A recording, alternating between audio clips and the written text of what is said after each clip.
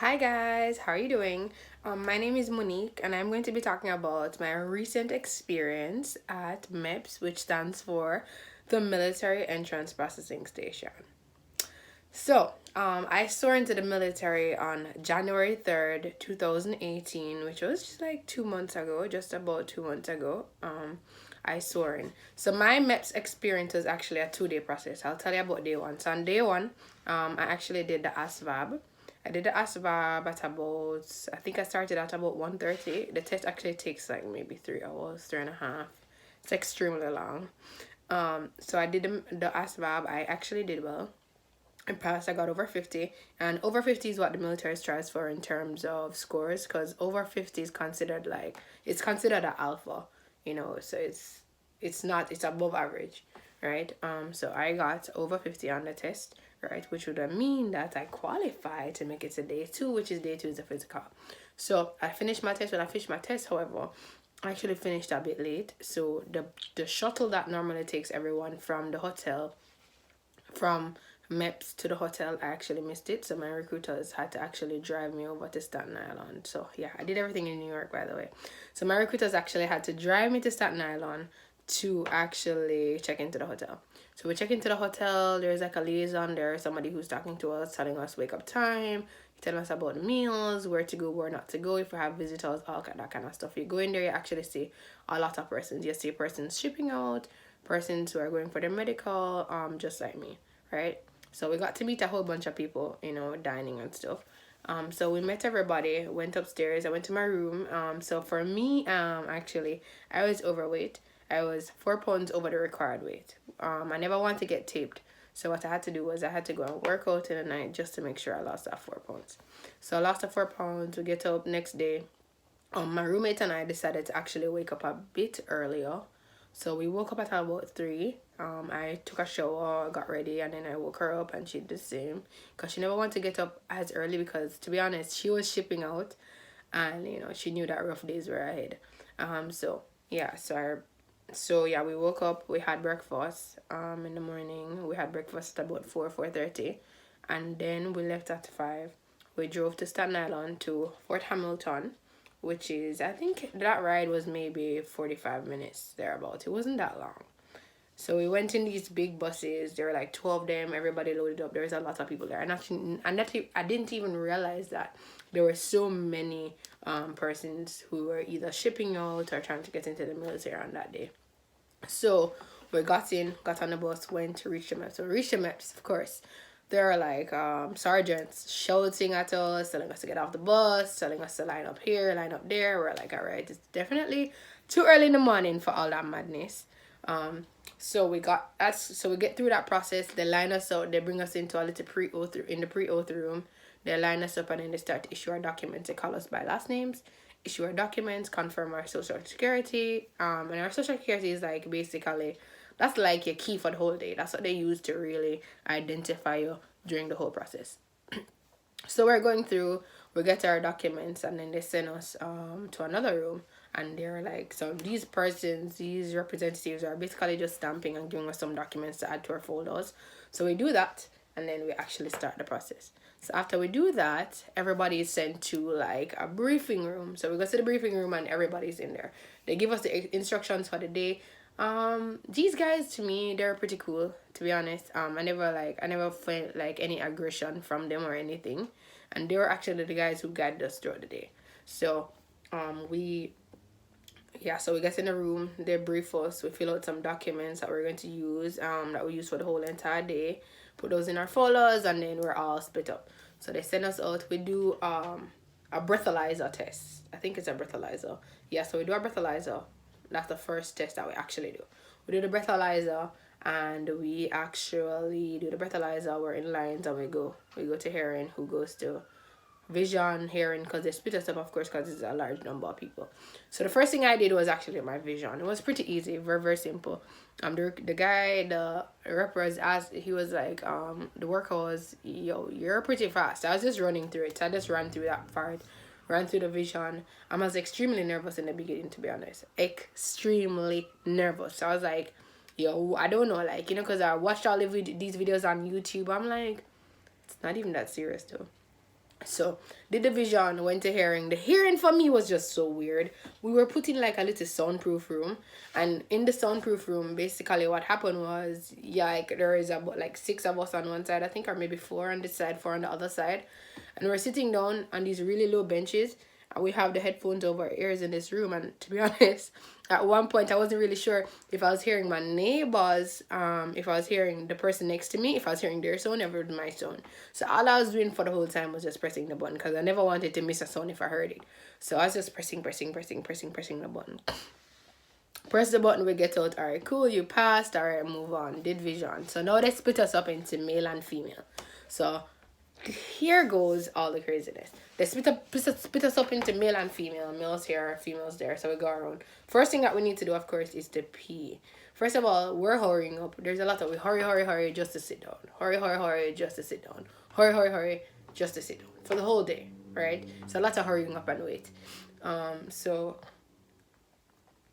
yeah, so we go, and here goes the weird part where you have to actually pee in a cup in a stall that doesn't have a door. That's very awkward. So it's literally you're peeing in the cup and the observer is watching the pee hit the cup. That was weird for me. It was weird because somebody's watching me pee and looking at my vagina. Like, that was really weird. So somebody has to watch you pee, right? Put your underwear all the way down to your knees, watch you pee. Anyway, so you watch you pee, get up, bring the pee up to the stall. Somebody test the pee, I guess a pregnancy or any form of anything, right? So we do that, test the pee, all that, go ahead. After the pee section, then after we pee, of course you have to wait until all the girls are done with peeing. So after all of them are done now, they start to call us into the office. And they start to tell us to take off our clothes. Oh, no. After that, then we start to do blood work. After peeing in the cup, then we start to do blood work. Now, here goes the difficult part for me. My veins are hard to find. So what happened was, I was literally the last person that they took blood from. I actually got stuck at Meps over 5 times. I won't say exactly how many times, but I got stuck over 5 times because they couldn't find my veins at all. They couldn't find my veins nowhere. It was just crazy. And they were like, oh, drink water. I'm like, I'm not going to drink water because my weight was, I'm sure, literally on the exact dot of what it was required. And I had to go ahead, lose those 4 pounds in a night. So for me, I was just on the board. I'm like, yo, there's no way I'm drinking any water until you guys check my weight. So, of course, they insisted. They checked my weight. Of course, I made it. My weight was literally right on the dot. Right, so I made the weight requirement, which was, I was very nervous because there was no scale at the hotel, so I wasn't able to check my weight. So check our weight. I checked my weight. Of course, I made the weight, so I went to go ahead and check my blood. I gulped the water down because I was so thirsty, because I never drank as much water the night before in the morning because I never want to have any water weight. So I drink. Veins start popping up. Them take my blood, easy cheesy, done that process. Take our blood. Now it's time to see the doctor. So the doctor part, to me, my doctor was the rudest it got for the day. Like, to me, the workers were really, really nice for the whole entire day. I didn't have a bad experience. They never talked down to me. They were actually pretty funny. So the doctor for me she was just extremely rude. She was like, turn on your right, no, turn on your left. And she was getting, do you want to qualify? She was extremely rude, to be honest. So that was the weird part. So you actually have to strip down naked from the day you're born. They give you like a little paper robe that you go into the doctor office with. Of course, you have to sit in that robe with all the girls lined up on the outside. And then you go in there and you're naked. She checks everywhere. Every mark. I have a scar on my forehead. Actually, I never knew where that scar came from. But of course, I did a briefing with my recruiter before. So I knew, what exactly to say. So the scars, they're like, they want to know where every single scar, every single piercing that you had. They want to know where the cuts, the bruises came from, because they want to make sure that you never attempted to commit suicide, you weren't abused, all that kind of stuff. So she looks on every mark, she makes a note of where every single mark is, all that kind of stuff. So that part take a few minutes. After that, then we actually go into another doctor. He starts to ask you questions. You ever commit suicide? You ever do this? You ever thought of killing? All of that. You ever had a speeding ticket? So they ask you a lot of questions, right? But they do it kind of like, they're kind of doing it like in a pressuring way, as to say that they're kind of trying to get you to break if you were hiding anything, right? So we did that part. We got through that part with the doctor, and here goes the crazy part. when all the girls are in the room, you're in your underwear and your bra, and then this is where you actually have to do all the exercises. So that's where the famous duck walk comes in. We do the duck walk. People were tumbling over. I think at one point I did tumble over, like in the beginning, but I got it. Right, so we do all these exercises, and the exercises, I'll actually do a video on the exercises later. And for the exercises, they were just basically to test your mobility, to check if your bones were working, to check your sense of balance, to check, you know, that kind of stuff. So we did those tests, we got out, and then here's the nerve-wracking part. So after we did the test and all the girls got through, and they checked us and we got our documents, we actually went to sit down. So this is where you find out if you make it to the military or not, because that's the final test of the day. So they actually send us for our lunch. We go for our lunch downstairs, bring it up. It's just like sandwiches, not no big lunch, nothing. Sandwich, apple, and I think they gave you a cookie in there and water or juice or something like that. I'm vegetarian, so somebody ate my sandwich, so I actually had to, I think I had just the lettuce, and it was like wheat bread, I think. So yeah, I had that, and we're sitting down, waiting, and then they start calling names. So the first girl they called, like immediately when we sat down, they called one of the girls that were there. We're like, wait, one day she had a problem or something, but then we realized that she actually qualified. That's when they said, oh, Monique Mackenzie, you qualified for the military, whatever. And they're like, congratulations. That part was very nervous on me, because that's the most nervous I got for the entire day, just sitting in that room waiting to know if you qualified for the military. And that was pretty cool. So they told us that we qualified. We went downstairs. So you actually go downstairs, you meet with the liaison. The liaison basically walks you through like like the program that you're getting into, what kind of contract you're getting into, how long it's going to be, and after that, yeah, they tell you how long it's going to be, how long the contract is. Then you have to sit down in a dark room with no light, talk to the commander. He asks you if you have any ticket violations, ask you a couple questions. After they ask you those couple questions, then of course you sit down and wait again. I just a lot of hurrying up and wait for that whole day. So after that, and we sign the contract, meet with the liaisons. They tell you to call your recruiter tells you congratulations, that kind of stuff, and the time they'll be coming in. So after that, we actually went to the waiting area to wait to be sworn in. After speaking to the commander, we swore in, so we're waiting to swear in. I swore in with, I think, about maybe 6 or 7 persons are swearing with. We have to go to the pre-oath room. They basically brief you on what you're swearing into, that you're making allegiance to the country, that all that. And then we swear in, and to me, that was it for me. Like, I felt so fulfilled at that point when we were swearing in, and I was at the same time running through my head, I was like, what did I just do? Like, what the heck did I just do? But it never really hit me until maybe like after I left, that I'm like, oh my god, I just joined the military. Like, I never really grasped it all together until like I think maybe 2 days after. I'm like, I just joined the military. Anyways, I swore in. There was another recruiter come. My recruiter never made it yet, so I had a recruiter take my pictures. So I actually have the images, which I'll try to insert those at the end of the video.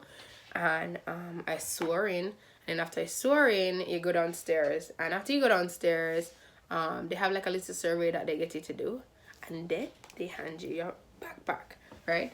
So the backpack, this is what it looks like. US Army. You get the backpack, and it comes with the goodies inside. Just a regular backpack, right? And it comes with goodies inside. So it comes with a t-shirt. And a few stuff in the t-shirt. So it comes with the Army Pocket Physical Training Guide. So this is basically to get you ready for PTs and training. So it tells you the exercises that you're required to do, the time that you're required to do them, the amount that you're required to do, male and female. So this is pretty cool.